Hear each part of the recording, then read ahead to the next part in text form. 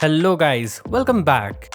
So finally, after a long wait of nearly 9 months, Asus will unveil its Zenfone 8 in India. It will be called Asus 8Z. This is a compact phone in the series and most probably the compact Android phone in recent times. Now this is not a review, you will find plenty of those with a simple YouTube search, although I will be telling you some of its specs to brush up your memory regarding this phone.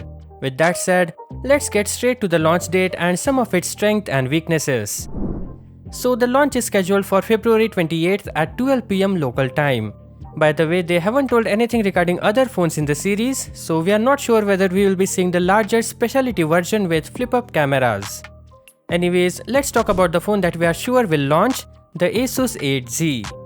Well, this is a solid flagship with essential specs and strong cameras, and most importantly the form factor. It's a small device with design consideration tailored to one-hand use. What's interesting here is that even though it has a small frame, it comes with a 3.5mm audio jack. And notification LED is also present, which you won't find in many flagship phones these days. It gets a 5.9-inch Full HD Plus 120Hz AMOLED display with a small hole punch selfie camera on the top left. That means no flip-up camera for this model. Although you'll find a 12MP front camera, a 64MP main with OIS, and 12MP ultra-wide. It can't compete with Samsung's S22 Ultra or iPhone 13 Pro, but it doesn't cost as much either.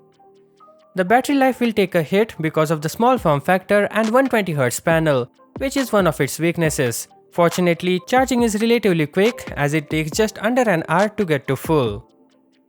The Asus 8Z packs a Snapdragon 888 processor, from 8 to 16 gigs of RAM and 128 to 256 gigs of storage, although you can't expand on this as there's no microSD card slot.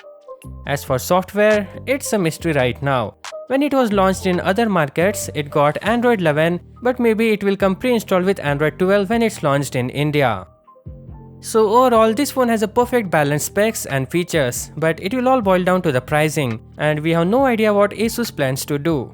So with that, we come to an end of this video. Subscribe to our channel for more details. Thank you for watching, and as always, catch you in the next one.